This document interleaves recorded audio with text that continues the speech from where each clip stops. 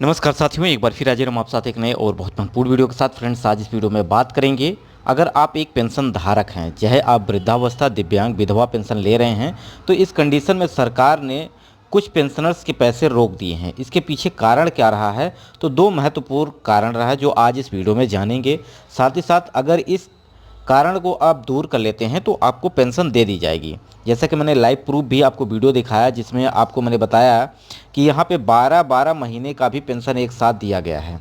यानी 1000 के हिसाब से अगर बात की जाए तो उत्तर प्रदेश में आपको 1000 रुपये पेंशन दी जाती है, जिसमें 12,000 रुपये एक साथ आपको अभी जो पेंशन जारी हुई है चौथे क्वार्टर का, वो आपको दे गई है।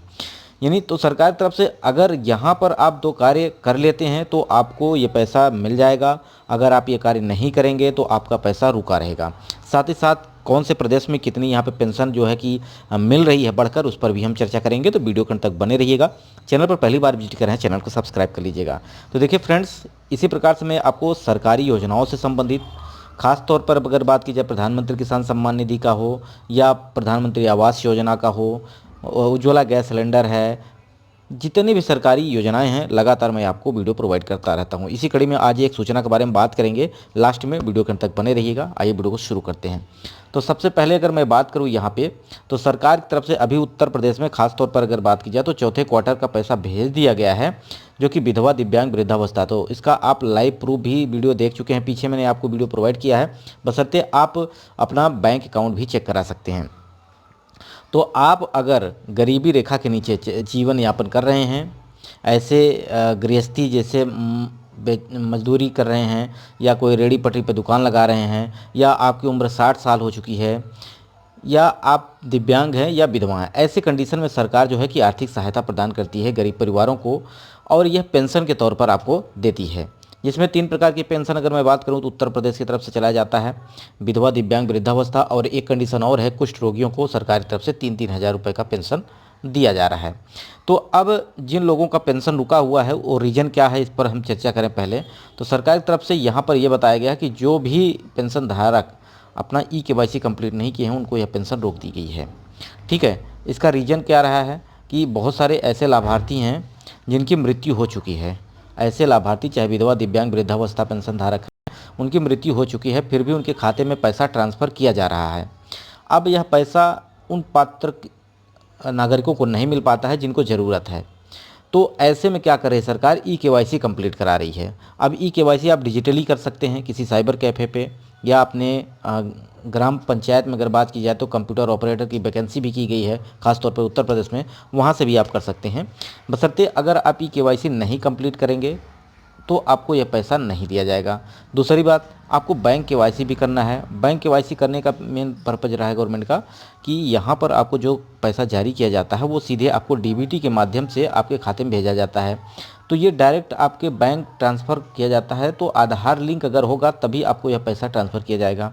तो 2 कंडीशन है जिसके कारण पैसा रुक रहा है।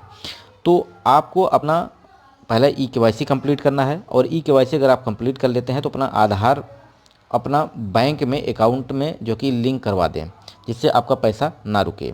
इसी कड़ी में अगर बात करें यहाँ पर, तो सरकार की तरफ से ये गाइडलाइंस जारी कर दी गई है। समाज कल्याण विभाग की तरफ से बार बार ये बोला जा रहा है कि जिनका भी पेंशन रुका हुआ है वो अगर यह 2 कार्य कर लेते हैं तो उनका पेंशन भेज दिया जाएगा।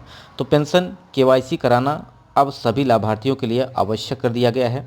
जो भी पेंशन भोगी हैं, पेंशन KYC प्रक्रिया को पूरा नहीं करते हैं तो हर माह मिलने वाली यह पेंशन को रोक दिया जाएगा।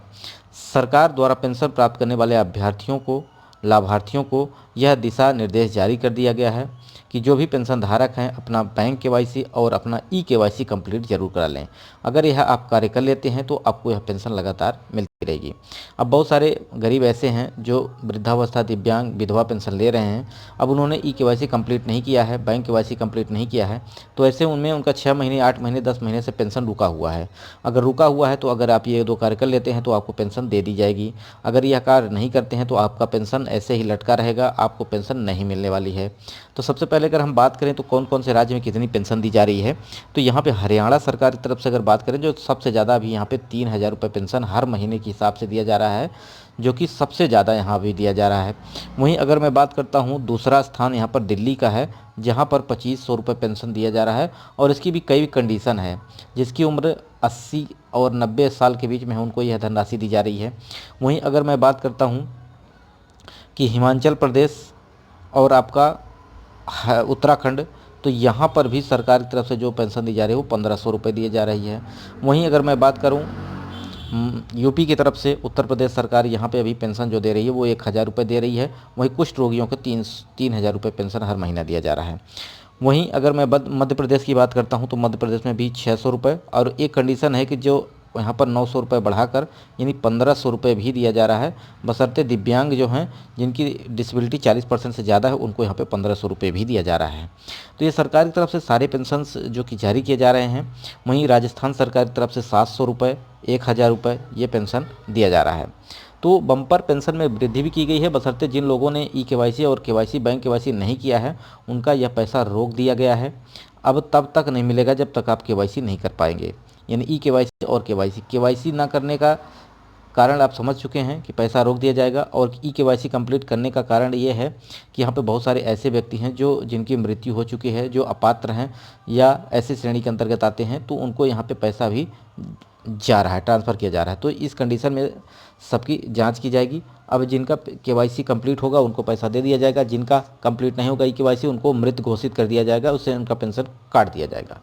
ठीक है, तो सारी बात आपको समझ में आ गई होगी। इसके अलावा आपको मन में कोई प्रश्न है तो कमेंट जरूर करिएगा। वीडियो यहीं समाप्त करते हैं। नमस्कार।